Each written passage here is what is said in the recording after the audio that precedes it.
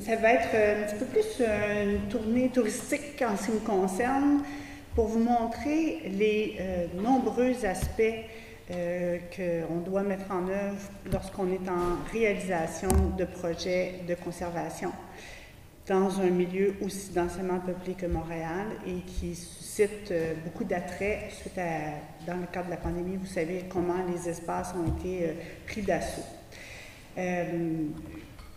La mission du service des grands parcs du Montréal et des Sports est bien entendu de faire de l'aménagement, la gestion des milieux naturels, d'en faire l'acquisition. Alors, je ne vous cacherai pas que tous les propos sur l'expropriation déguisée, on est au cœur de ces sujets-là, on y touche et on cherche à agrandir le réseau. On a des obligations, des engagements à agrandir le réseau. Donc, et je voudrais faire une précision, le service des grands parcs est en charge du réseau des grands parcs et exclut tous les parcs locaux, qui sont pour nous très importants, mais qui ne sont pas dans notre charge ou notre responsabilité. Alors, voilà. Donc, je voudrais vous parler de cet difficile équilibre, fragile équilibre qu'on retrouve entre l'accès et la conservation. Alors, à la Ville de Montréal, je suis heureuse de vous le dire, s'il y en a qui ne le savent pas, il y a une planification stratégique. Alors, on est organisé avec une stratégie, Montréal 2030, dans laquelle deux thématiques nous importent, nous, le service des grands parcs, soit la transition écologique, bien sûr, la solidarité, l'équité et l'inclusion. Le plan climat est un compagnon de tous les jours, de même que le projet de ville qui va mener à la nouvelle édition du plan d'urbanisme. Alors nous, on se trouve avec un plan nature et sport, et le plan nature comporte entre autres 3 chapitres sur 4 qui portent sur des éléments de valorisation des milieux naturels.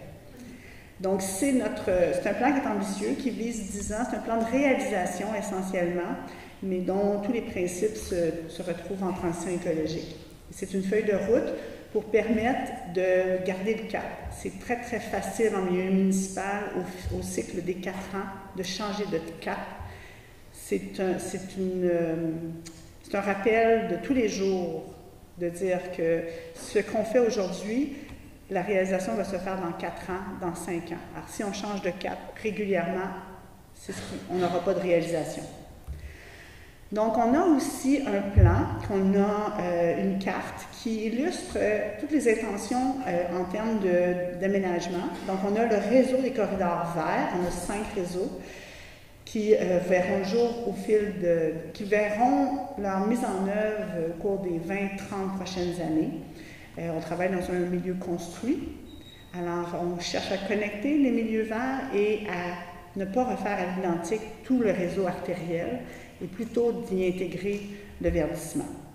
Les parcs nature, un grand réseau, des parcs riverains, des parcs urbains, des parcs métropolitains et un paysage humanisé. Aujourd'hui, on ne fera pas une nomenclature de ça, mais c'était pour vous dire un peu ce qu'il y a dans nos cartons. Alors, nous, on travaille avec un héritage extraordinaire, notre patrimoine. Le patrimoine du réseau des parcs est formidable, vous en avez parlé à certains égards, mais on est aussi dans la transformation. Et ça, c'est aussi un défi très important. Vous avez le parc du Mont-Royal à gauche et à droite, vous avez la métamorphose qui s'opère avec le parc Frédéric-Bach. Donc, je salue ici la présidente de la table de concertation, Rélie, qui est ici dans la salle. Bâtir pour les générations futures, c'est quelque chose d'extrêmement mobilisant dans notre équipe. Dans un contexte, comme je disais, hautement construit, c'est un défi de trouver notre chemin de passage à travers l'environnement qui est Montréal. Par exemple, parlant de chemin de passage, ce qu'on va travailler, le chemin au bas de la falaise, de l'écoterritoire, vous avez 3 images de type de passage et d'accès à la nature, de liens qu'on crée pour changer l'expérience du citoyen, l'expérience de mobilité dans la ville. Je voudrais vous parler d'un certain nombre de défis. J'ai une quinzaine d'illustrations, je ne vais pas m'étendre trop longtemps, mais chaque image vous donne un petit peu les défis avec lesquels on doit composer pour ces milieux naturels-là. On ne peut pas mettre une cloche de verre et se dire que, voilà, on les a acquis, c'est terminé, la bataille est finie. Loin de là. Elle commence pour nous. L'acquisition pour nous, là, oui, on va célébrer. On va avoir des acquisitions là, prochainement. On va célébrer, on va être très contents. Mais on sait tout le travail qui nous attend. Le travail d'aménagement, le travail de conservation. C'est un milieu vivant, vous le savez, et c'est pas parce qu'on le laisse naturel qu'il ne se détériore pas. Et ça, c'est le faire comprendre à tout le monde, le faire comprendre aux usagers qui aiment donc la promenade informelle dans la forêt en question. C'est extrêmement difficile de s'assurer de sa préservation au fil du temps. Donc, on travaille en conservation, on restaure des berges, on donne l'accès à des populations, mais de façon encadrée. On intègre toutes les notions d'accessibilité universelle. Alors, on doit composer avec des accès pour tous les citoyens. Ça demande beaucoup d'expertise. L'équipe, au fil moi, je suis au service depuis 4 ans. J'ai vu transformer cette équipe-là. Dans la salle, d'ailleurs, j'ai quelques membres de mon équipe. La formation et les profils qui sont requis pour faire face aux enjeux d'aménagement, c'est extraordinaire. Ça prend des équipes multidisciplinaires et qui ont à cœur tout le monde de relever le défi. Donc, beaucoup d'expertise, persévérance. Peut-être certains auront remarqué qu'est-ce que c'est. Ça fait référence à la Marina de la Chine. Si vous l'avez vu, c'est un dossier qui est parti des employés. Les employés qui devaient faire face à des réaménagements importants pour maintenir la fonction Marina ont préparé leur dossier et ont présenté une option, un plan B à cette installation-là. Et on a fait une justification vraiment extraordinaire. Vous l'avez vu, dans les journaux, ça fait beaucoup parler. Mais aujourd'hui, on se dirige vers un parc riverain aménagé pour les citoyens, un accès beaucoup plus vaste avec des sports non motorisés, hein, des sports nautiques d'accessibilité pour tout le monde. La complexité. En 90, moi je me rappelle de la ville de l'Île-Bizarre, voyait le parc nature du bois de l'Île-Bizarre arriver et il y avait cette idée de faire une grande passerelle. À l'époque, assèchement du marais, pieutage et on passe la passerelle. La passerelle a eu 30 ans et il fallait la changer. Alors, la passerelle, pour ceux qui l'ont vue, est arrivée par hélicoptère et elle n'est pas du tout installée dans la même façon. Alors, il faut imaginer la recherche de solutions, les coûts afférents pour faire aussi maintenir cet actif et maintenir l'accès des citoyens à ces espaces-là. Et l'exploration, bien, vous avez une illustration d'un bain portuaire à la pointe de Dieppe. Alors, comment utiliser les installations avec l'eau du fleuve? C'est une idée qui est en exploration. On ne sait pas encore où on va aller avec ça, mais c'est un projet qui est dans les cartons. On travaille, bien entendu, avec la réconciliation. Donc, chaque espace doit être aussi, doit intégrer dans nos planifications tout le développement des réflexes à l'égard des populations autochtones. On travaille avec des éléments de la singularité. Bon, vous avez ici la fontaine du parc La Fontaine. Sa restauration est d'une complexité élevée. Puis, on a beaucoup parlé de démocratie, ça m'importe beaucoup. Sachez que nous, comme fonctionnaires, on est vraiment intéressés d'entendre les citoyens. On a beaucoup de regroupements, beaucoup d'amis des parcs. Parc Jarry, Sauvron-la-Falaise, les amis du parc Grignon, La Fontaine. Bon. Et ces gens-là communiquent aux élus et, leurs souhaits. Et souvent, on accompagne les élus dans ces rencontres-là. Et on a une matière très, très, très importante pour appuyer notre développement puis notre aménagement. Donc, puis quand je parle de valorisation, c'est pas tout à fait la même valorisation qu'on parlait tantôt. Là. Pour nous, c'est vraiment une mise en valeur de de notre actif.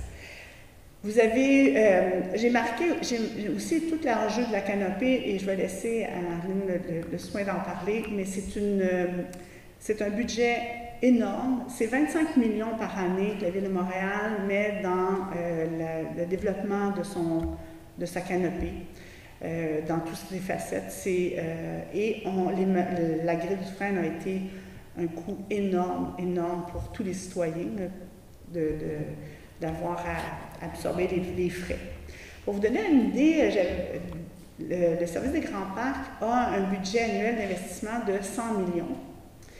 C'est quand même substantiel et on a une équipe à peu près dans toutes les disciplines d'aménagement et de gestion, à peu près 200 employés. Donc, c'est une grosse équipe qui a à cœur énormément de maintenir un réseau de qualité.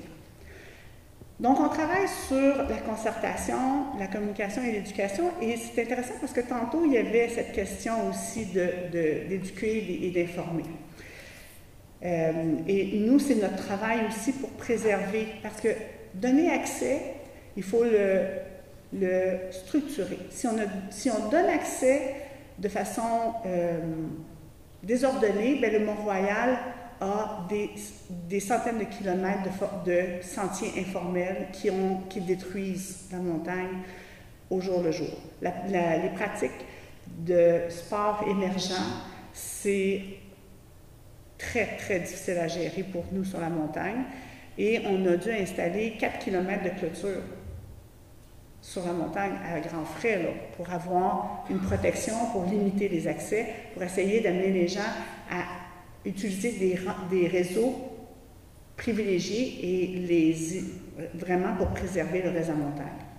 Vous avez à gauche Royal Vic, donc c'est la demande de garder Royal Vic dans le patrimoine. Royal Vic sera démantelé, vous le savez, et une grande partie va faire partie aussi vraiment d'intérêt pour la montagne. Et éventuellement, on va avoir vous allez entendre des avancées de ce côté-là, mais il y avait eu une importante mobilisation de la population pour la préservation de Royal Vic. Et à droite, là, on a le concert qui a eu lieu à la montagne, où on avait 50 000 personnes qui viennent sur la Côte-Placide. C'est énorme pour un milieu naturel, parce qu'après ça, ces 50 000-là ne retournent pas sur Avenue du Parc et dans le métro, là. Ils vont continuer leur soirée dans la montagne. C'est beaucoup, beaucoup, beaucoup de pression pour un milieu. Donc, ce que je disais sur le Mont-Royal, effectivement, on cherche à restreindre, mais il faut expliquer et informer pour que ça reste pertinent pour les gens et qu'ils comprennent ce qu'on fait et qu'on les brime pas nécessairement d'un droit. Et entre autres, par exemple, on va en venir à même faire des passerelles pour vraiment, vraiment protéger certains milieux beaucoup trop sensibles pour le piétinement auquel on fait face. Donc, je vous ai parlé beaucoup de cet aspect-là parce que ça occupe beaucoup de notre temps. On construit, on réaménage et on se préoccupe de sa pérennité. Et ça, c'est un cycle continuel qu'on a à considérer. Puis, je terminerai sur l'image du Grand Parc de l'Ouest parce que c'est un projet qui intègre, premièrement, la volonté de conserver. Il y a eu des terres achetées de façon vraiment comme très importante pour avoir un parc significatif d'une taille très, très grande. On a procédé à des consultations, on procède rapidement à des aménagements imparfaits, mais encore rapides pour pouvoir donner accès aux gens. On se dépêche à faire de la signalisation, on se dépêche, on est un peu contre la montre pour essayer de donner aux citoyens cet accès extraordinaire qui est en train de devenir le Grand Parc de l'Ouest. Alors ça, c'est un projet pour lequel on est très fiers, qui va voir aussi des développements du plan agricole, sur le plan de conservation et sur le plan récréatif, parce qu'il y a le Cap Saint-Jacques qui en fait partie. J'aimerais vous parler de tout ce qu'il y a dans les cartons, mais j'ai une obligation de réserve ici. puis, alors, c'est ça. Alors, même sous la torture, je ne peux vous parler. Donc, c'est pour ça qu'aujourd'hui, je voulais plus vous parler des préoccupations, mais c'est certainement c'est une mission que chacun de nous avons ici dans la salle, puis dans nos services, vraiment des gens passionnés, puis des bénévoles aussi qui militent autour et qui nous aident à faire de Montréal une ville qui sera un legs pour les générations futures. Moi, je suis extrêmement motivée de travailler pour les 50 et 100 prochaines années. J'ai de la misère à voir plus grand que ça, là, mais c'est ça qui me motive tous les jours. Alors, voilà.